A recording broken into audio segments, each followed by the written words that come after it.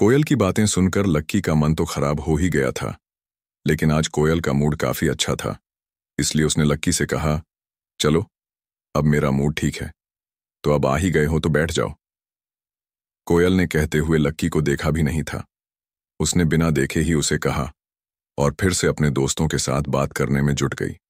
लक्की वहीं का वहीं खड़ा रह गया था। वो कोयल की पीठ देख रहा था और उसकी उन बातों की वजह से उसके दिल में थोड़ा सा गुस्सा बढ़ने भी लगा था। इससे पहले कि वो कोयल से कुछ कहता, अमित उसके पास आया और लक्की के कानों में बोला, अरे यार, तू उसकी बात का बुरा मत मान यार। चल, तेरा भाई आज खुश है, तू मेरे साथ बैठ जाना, आजा। अमित ने कहा और उसे उसका हाथ पकड़कर ले जाने लगा। लक्की भी उसके पीछे चला गया और अमित के पास जाकर बैठ गया। फिर उसने गर्वित और प्रीतम की तरफ हाथ उठा दिया। उधर जैसे ही लक्की वहां जाकर बैठा, कोयल ने फिर उसे घूर कर देखा, लेकिन इस बार लक्की ने उसकी तरफ नहीं देखा था। उसने जानबूझकर कोयल से अपनी नजरों को दूर कर लिया था ताकि उसे जरा सा भी गुस्सा ना आ सके। कोयल, ये वही लड़का है ना, और तेरी ट्रीट में इसका क्या काम है?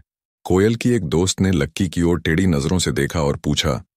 बाकी के लोग जो लक्की के बारे में नहीं जानते थे और उसके बारे में सिर्फ उसके कपड़े को देखकर अपने मन में राय बना रहे थे, वो भी कोयल को ऐसे ही सवालिया नजरों से देख रहे थे।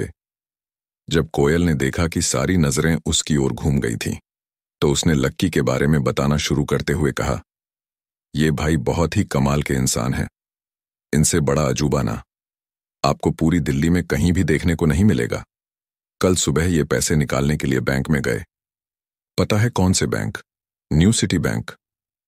न्यू सिटी बैंक का नाम सुनते ही उन सब लोगों के मुंह खुले के खुले रह गए थे। ऐसा नहीं था कि उन्होंने कभी इस बैंक का नाम नहीं सुना था।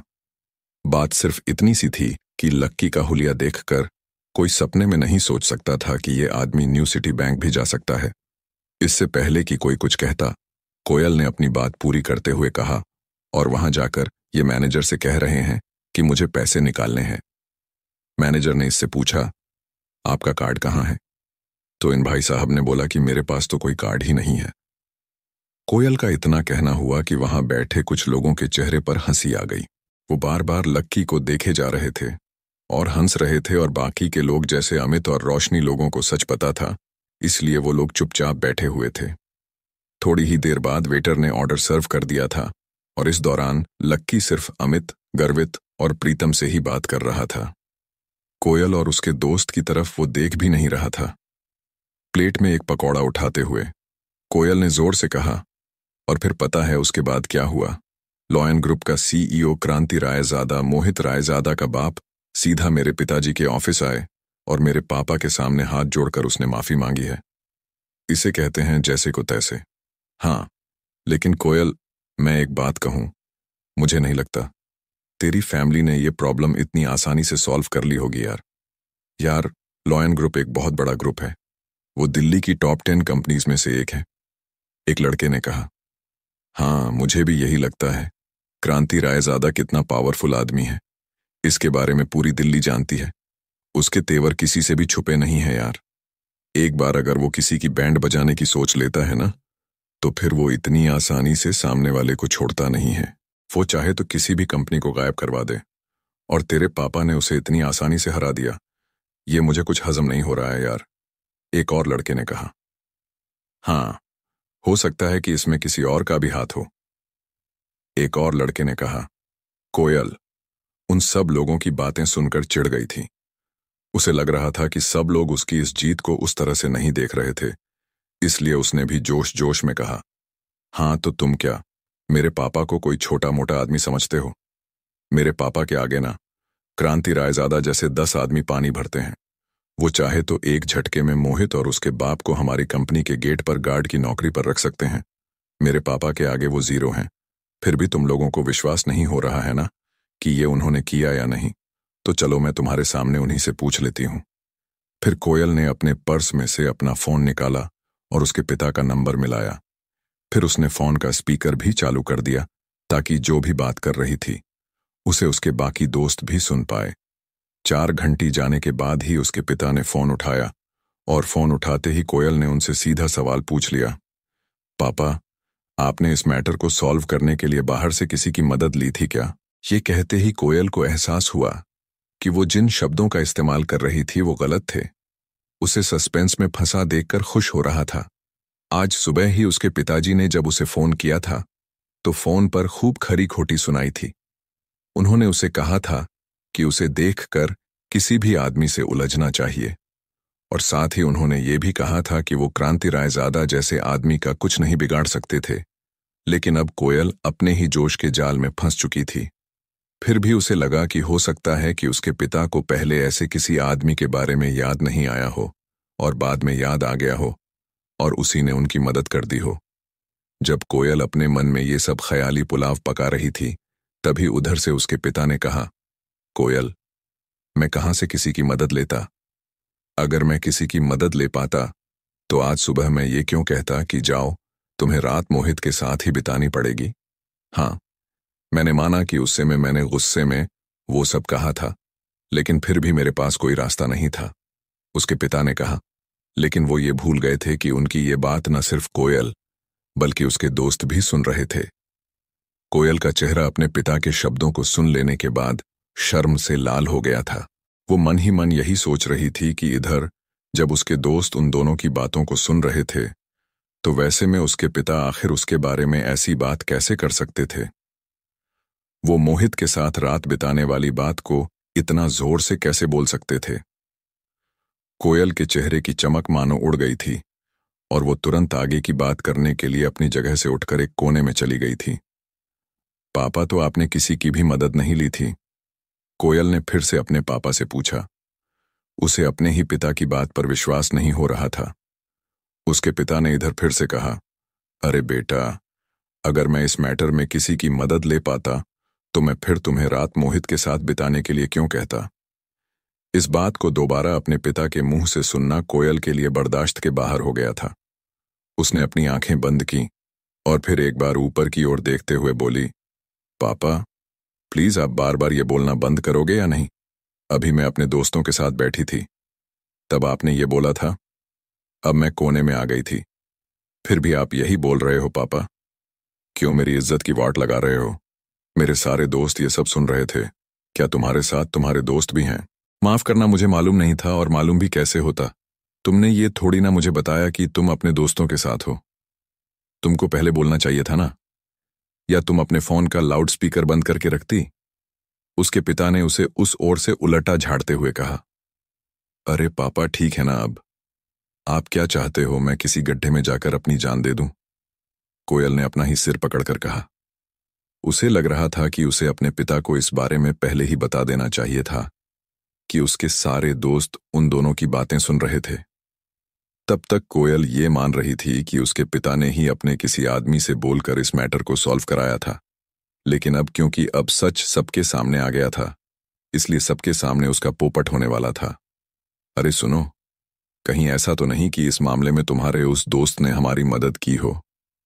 उसके पिता ने पूछा। मेरे दोस्त ने? कोयल ने अपने आप से कहा और फिर कुछ सोचने लगी। फिर उसने अपने बाकी के दोस्तों की ओर देखा जो टेबल पर बैठकर उसका इंतजार कर रहे थे।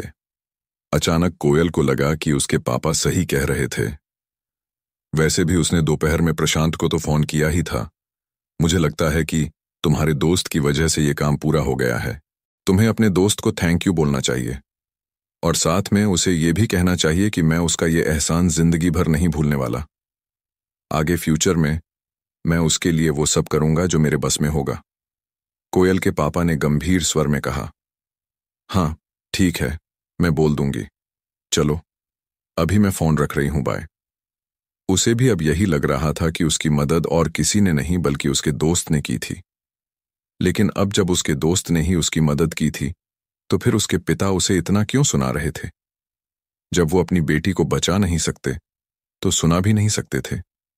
जैसे ही कोयल फोन काटने वाली थी, तभी उसके पिता ने फिर से कहा, अरे एक सेकंड रुको, मुझे तो लगता है जिस आदमी ने हमारी मदद की है उसका जुड़ाव ट्रेड यूनियन के अध्यक्ष चेतन मित्तल के साथ जरूर होगा। इस मसले को चेतन मित्तल के अलावा और कोई सॉल्व नहीं कर सकता, और जो आदमी चेतन मित्तल तक पहुंच सकता है वो कोई छोटा मोटा आदमी नहीं हो सकता। कोयल ने उनकी बातों का कोई जवाब नहीं दिया और फोन काट दिया। उसके दिमाग में अभी भी शक चल रहा था और उस शक के साथ वो टेबल की ओर बढ़ती जा रही थी। जब सब लोगों ने वो बात सुन ही ली थी तो सब लोग उस चीज के बारे में और भी जानने के लिए बेताब हुए जा रहे थे। आखिर कौन था वो? कौन था वो इंसान जो चेतन मित्तल के इतने करीब पहुंच गया था और वो भी इतनी जल्दी? इधर कोयल के चेहरे के भाव बिल्कुल शांत हो गए थे। जो भी लोग उसे देख रहे थे वो भी इनके चेहरे को देख रही थी और आखिर में उसकी आंखें दिशा की ओर जाकर टिक गई। इनमें अगर कोयल के सबसे कोई करीब था तो वो दिशा ही थी। उसने मुस्कुराते हुए दिशा को देखा और बोली, दिशा, कौन था वो आदमी जिसने मेरी हेल्प की? दिशा ने जैसे ही उसके मुंह से ये सवाल सुना तो उसके होश उड़ गए। इधर लक्की भी उसका ये बचकाना सा सवाल सुनकर उसके ऊपर हंस रहा था। उसे तो ये समझ में नहीं आ रहा था कि कोयल को ऐसा क्यों लग रहा था कि दिशा ने उसकी मदद की थी। कोयल की मदद किसने की थी, इसके बारे में उसे तो कुछ पता ही नहीं था। इसलिए उसने ना तो अपना सिर हिलाया और मुस्कुराते हुए बोली, मेरे पास तो ऐसे किसी भी आदमी का कोई कांटेक्ट नहीं है जो इतने बड़े आदमी से निपट सके। ऐसे में तुम मेरे साथ मजाक क्यों कर रही हो कोयल? अच्छा, ऐसा क्या? कोयल का चेहरा उसका जवाब सुनने के बाद थोड़ा सा लटक गया था। हाँ, मैं सच कह रही हूं, तुम्हारी कसम, दिशा ने उसे विश्वास दिलाते हुए कहा। अब उसने अपनी नजर दिशा से मोड़कर मानसी की ओर घुमा ली थी। उसने मानसी से भी वही सवाल किया जो उसने दिशा से किया था और मानसी ने कहा, नहीं नहीं यार, मैं तो इस मैटर में तुम्हारी मदद कर पाने के बारे में सपने में भी नहीं सोच सकती। हाँ, मैंने फोन निकालकर कुछ लोगों को फोन तो जरूर किए थे, लेकिन मैं तो उन्हें फोन करने से पहले ही ये जानती थी कि उनसे बात करने का कोई फायदा ही नहीं था। वो तो मैंने ऐसे ही बस तुम्हारा मन रखने के लिए उन्हें फोन कर दिया था। कोयल को यहां भी निराशा ही हाथ लगी थी। फिर उसने रोशनी को देखा और इससे पहले कि वो रोशनी से यही सवाल कर पाती, रोशनी ने अपनी गर्दन हिलाते हुए कहा, यार, मेरे घर वालों ने तो मुझे यही कहा था कि क्रांति रायजादा के मैटर में तो दिल्ली का मुख्यमंत्री भी नहीं बोल सकता। एक छोटा सा पार्षद बोलकर क्या उखाड़ लेगा यार। रोशनी के एक दूर के मामा पार्षद थे। अब उसके पास और कोई चारा नहीं बचा था, इसलिए उसने अमित को देखा और बोला, अमित, क्या तुमने? इससे पहले कि वो आगे कुछ बोल पाती, अमित ने पहले ही ना में सिर हिला दिया था। फिर उसने गर्वित की ओर देखा।